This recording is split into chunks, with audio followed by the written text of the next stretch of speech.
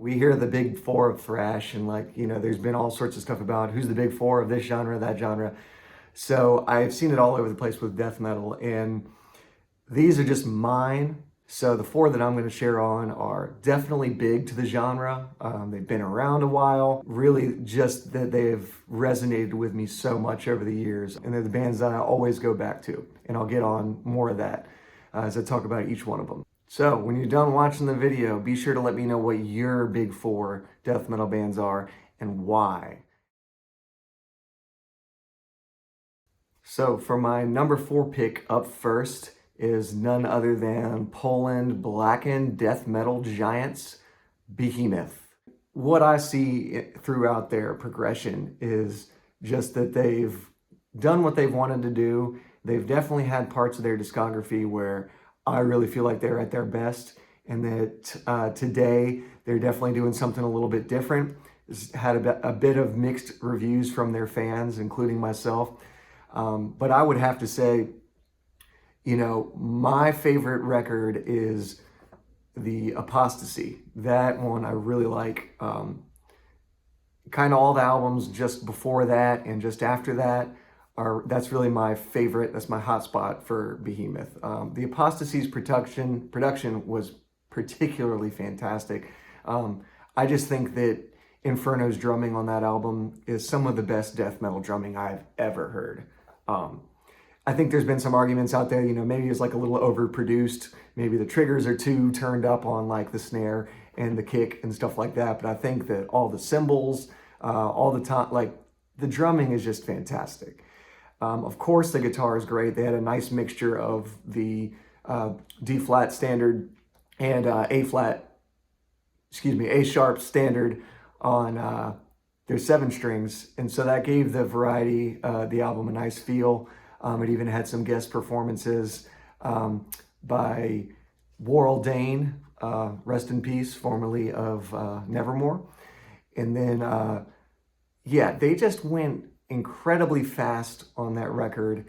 And why I think I hold it so closely to me is it's just like, some people like to work out with music. Sometimes I can, sometimes I can't. But when I'm like running, I do some good cardio. But when I like can't get up the hill or something, you put on any of those songs and man, that will get you over the next hurdle. That album is just so fantastically executed from the production standpoint, in my opinion, but really just the riffs. I think they were just really pushing it really hard.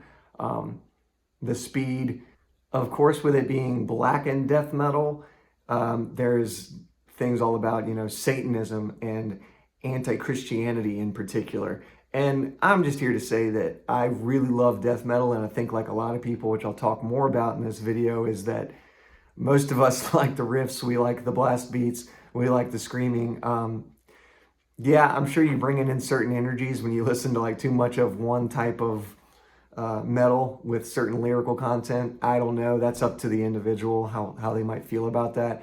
But I've also learned, and read a lot of the lyrics, and a lot of it is about self-empowerment and, really doing what you can on your own and trying to like grow as an individual. And, as things went further in Behemoth's discography and Nurgle conquering the freaking leukemia, I mean, how is that even possible? I just really, as a teenager, when I discovered their music, I was just like, I didn't know what I needed, and I don't still know what I need, but many people that listen to metal in their teens, it's like you're going through everything that comes along with being a teenager. And I needed an outlet to get some of that just gook out of my body and out of my mind. And but it definitely got me through some rough times, and it got me to just cope with growing up, I guess is the best way to put it. So I'll talk more about this concert too, but I went to the 2009 Mayhem Festival. Again, more on that later, but probably one of the best concerts I've ever been to. And that was where I first saw them live. Only time I've seen them live. They've been back to America, I think, plenty of times since then. But when I saw that performance, I was just Like, oh man, I was hooked. I had heard their music before, but I really got into them after that performance.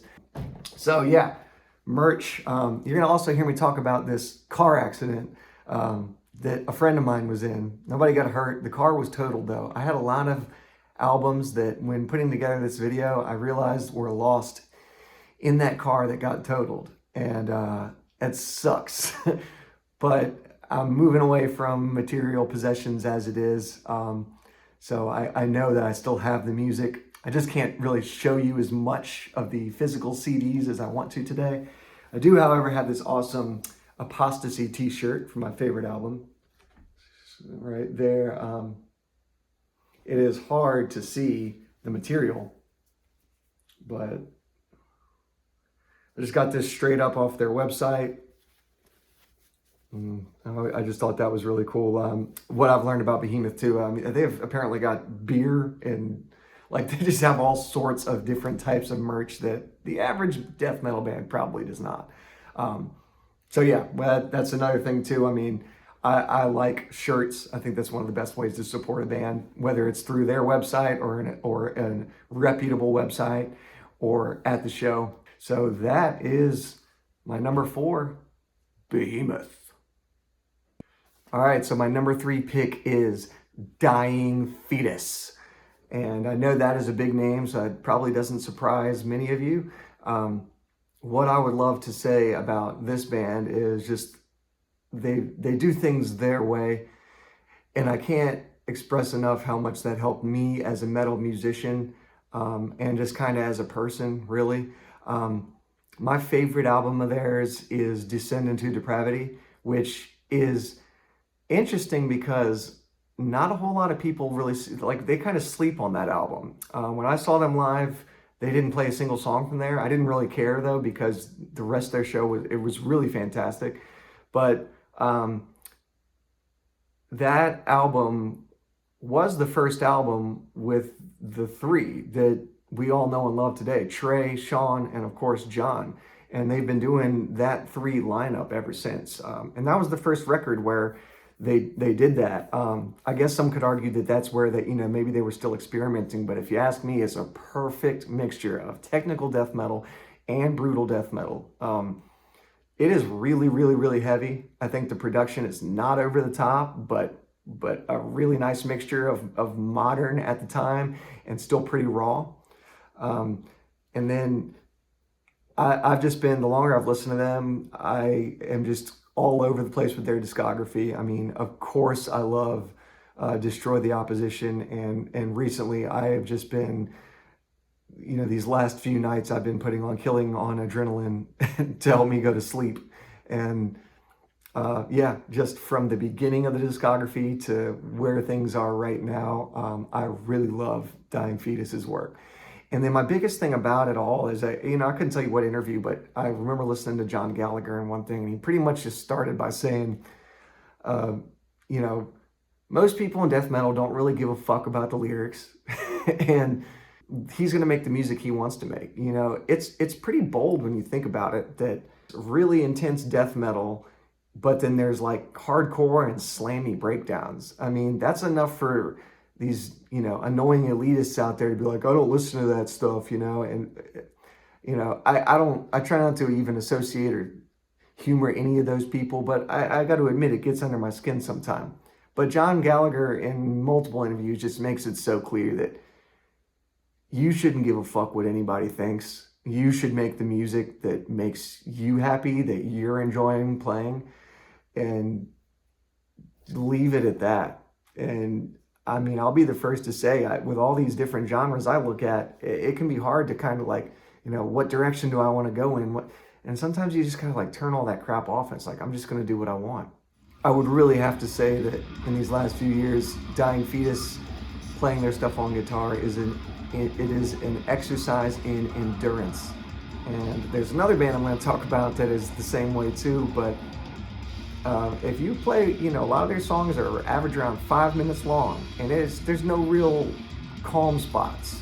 By the time you're in kind of a groovy breakdown, your hands are just kind of catching up to recover for the next insanely fast tapping or tremolo picked or riff that goes up here and down here. And that band has gotten me so much better at guitar, and I will leave it at that. But as far as stuff I've got of theirs, thank you to one of my oldest friends, Will, for giving me some albums. Hope you see this, Will. And this is the Descend into Depravity guitar and bass tablature. And it comes with, this is a digital download. I got this from Relapse Records. It's everything.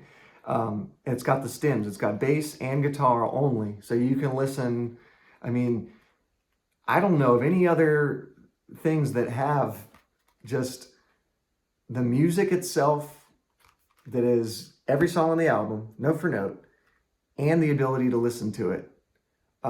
So needless to say, I am working pretty hard behind the scenes on one song from here. I'm not going to say which one it is, but as I said, more than meets the eye with Dying Fetus. And then some more of their stuff. I got this lovely Dying Fetus shirt. Nothing on the back, but wore this to Kroger a few weeks ago, getting my groceries, and felt like a badass. You know how it is. And so that is my number 3, Dying Fetus. So my number 2 pick is Nile. Just one of my favorite bands of all time, death metal or not. I just really have loved their music for so long now. To get right into it, it was their 2012 tour at the Gate of Sethu when they released that album, and they went on tour for 20 years of Nile. They played 2-hour-long sets with a bunch of deep cuts. And what was really awesome about it, so I had known their music, I had known who Nile was, but I really got into them when we were able to play on that show. There was a band I was playing with at the time, and we were mainly in the realm of death metal, and so we fit on the bill nicely. We were able to get a spot along with a bunch of other death metal bands, and that was kind of the essence of the tour. It was really cool because Nile was the only band on this tour that was national touring, signed, whatnot. Everything else was, local bands and other touring bands that aren't on any major labels. And so it was just great for the metal community, and a lot of people turned out. The attendance at these shows was awesome, and I know that we had a great time. We had probably one of our best sets, as I recall. So yeah, I immediately dove into their music after that. I just became full-on obsessed with Nile. My favorite album is Annihilation of the Wicked from 2005. I know that's a fan favorite. These other ones I have here are what I've been obsessed with these since I discovered them. And I'm currently working on something off one of those albums there. You're just gonna have to stick around to see when it comes out. But I guess the big thing about it is kind of like how a Dying Fetus, Nile's guitar playing, I thought it was going to be impossible to learn how to do it. When I learned how to play Sacrifice unto Sebek a few years ago, I had this newfound confidence. Let me tell you, if there's more on my story on that, check out the guitar cover I did. I mean, I started doing things that I did not think was going to be possible on the guitar. Nile taught me how to make and play and give me the confidence to be able to play technical death metal riffs. So I will never be able to thank this band enough for proving to me that I could do something that I didn't think was possible. You hear stuff like this and you're like, oh my God, it's incredible. You just don't even think you're going to be able to play like that. And so yeah, pretty big part in my career, my journey as a musician, is learning how to play some of Nile's songs. And speaking of which, big highlight, not only that tour itself, I mean, I know that might not seem like a big deal to some, but playing that Nile show was one of the greatest memories I have in my metal memories. Probably one of the best experiences I can put on my metal resume, so to speak. But then recently, some really cool stuff has happened with doing these guitar covers. I reached out to Dallas Toller Wade, and he has been teaching me guitar. I've been taking a little break lately, but he has shown me a lot. So getting to know and learn from one of your favorite musicians, favorite bands, and everything that comes along with that. I just can't say how much, I mean, I never would have expected that to happen, ever. So, got this right here, What Should Not Be Unearthed. I bought that when it came out. It comes in the cool little sleeve. And if you've never, Nile records are really cool because I believe almost all of them have, you know, here are the lyrics on one side, but then those are liner notes that are just talking about the freaking history of ancient Egypt and what the song is about. I mean, what other death metal band does that? So it's just really, really cool. Of course, I have my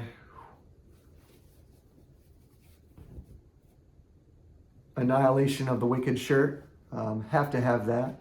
And then I'm laughing because my wife got me this one back when we were dating. This is how you knew she was a keeper. You know, I didn't ask for this. She just, you know, knew the stuff I was talking about. So she got me a Nile shirt. And that's also from What Should Not Be Unearthed. Great album. And love the color. She understands clothes and stuff like that. I'll be the first to tell you, man, my wife dresses me. I wouldn't have it any other way. She picks out all the good stuff. So yeah, that is my pick. This is the band that got me into death metal, but the band that really got me into screaming. I will say I was on a huge Slayer kick, and I was recommended a band that kind of takes that and goes to the next level. And ever since I went there, I stayed and never looked back. And the band that brought me there is none other than Cannibal Corpse.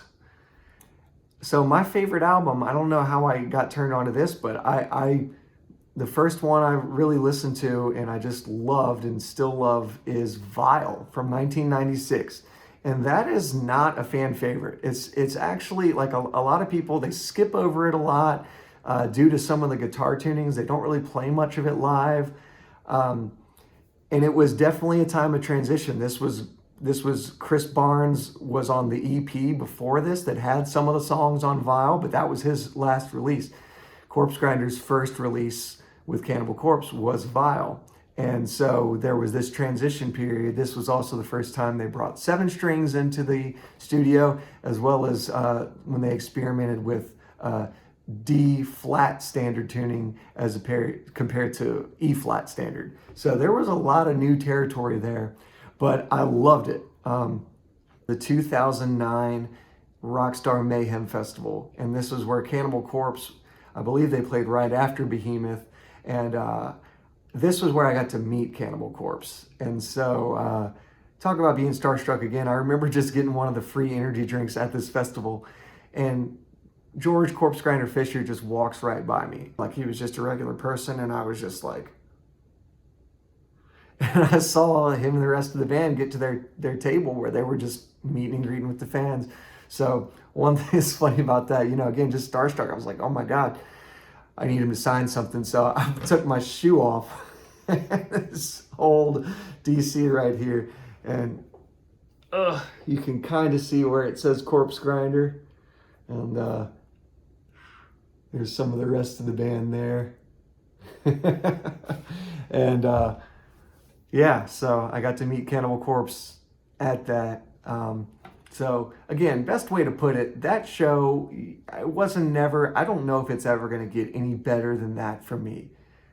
As many of you might know from my channel, you know, not death metal, but Trivium is a huge guitar influence. They really got me going and on more on my melodic side. So I got to meet and greet them that day too. I met and got these autographs from Cannibal Corpse, and I got to see this band live. So yeah, it was pretty much the greatest experience I could have possibly imagined for as a young metalhead. And again, I've been to some great shows since then, and nothing, in my opinion, holds a candle to that. I guess some of my other stuff here, this is where I've got some more. I've got, of course, my Cannibal Corpse shirt, talk all the shit you want. This bad boy is from Hot Topic, from the Evisceration Plague, right when that came out. I think I got this at Best Buy. Really solid album. Came with the DVD. You know, this was at the point where 2009, Cannibal Corpse had already been big, but they were just huge at that point. So they were just, all their merch was top notch and they just had lots of it. Here's Gore Obsessed. That's another kind of slept on record. That's got Pit of Zombies on it. And I think they put this cover on, you know, so they can sell it in stores, you know. Not sure what's going on there. And then here's one that's pretty cool. You know, I don't think I'll ever get rid of this just because this is the very first Cannibal Corpse record, Eaten Back to Life. So back onto that like Slayer thing. This was where you can really see the thrash that Cannibal Corpse comes from. So if you like death and thrash, like in that old school sound, I mean, this bad boy, what is this? I think we're talking 90 or 91. I can't tell by the font, but it's too bloody. But yeah, so that's pretty awesome that I have that. And then last little bit, I got this right here. The Cannibal Corpse official guitar tab book. No secret here, I'm working on I Will Kill You, and let's see, what else was I missing? And probably Staring Through the Eyes of the Dead. So some really awesome bangers of Cannibal Corpse. Be on the lookout for some covers there. So yeah, there you have it. The band that started it all for this metalhead. Cannibal fucking Corpse. All right, and that's it. I promise I'm almost done talking. If you have watched this entire video, I am so grateful to you because I can just talk about this forever. This has been really cool, just reliving some old memories. And yeah, I guess just to sum it all up, you know, my big four. So Behemoth, truly growing up and learning how to express my anger in a healthy outlet. Dying Fetus, doing whatever the fuck you want with your music and not caring what anybody thinks. Nile, becoming a better guitar player than I really thought I ever could have become. And then Cannibal Corpse is just single-handedly introduced me to death metal. Other favorites, I guess I could say my closing remarks here is my favorite death metal band of all time is Hour of Penance. Discovered them a few years ago, completely obsessed. So hit that fucking subscribe button if you like Hour of Penance, because you and me are going to get along just fine. Some of my other favorites, though, are Origin and Suffocation. Hate Eternal, of course, with Eric Rutan, who's in Cannibal now, and Unmerciful. Those are, you know, I've got a huge thing for brutal. I like blast beats, if you haven't figured that out. And yeah, so any of that is up your alley, then hopefully I've got some more content for you. And then the last thing I can say is, you know, I'm doing other types of content on this channel, but really I'm just a guitar player and I just want you to watch me jam. Frankly, check out this playlist right here. This has all the bands I mentioned today, the big four, covers I've done from them. If you got 3 minutes, just watch one song all the way through. It's going to really help my metrics. So thank you again, and let me know in the comments your big four death metal and why. See you in the next one.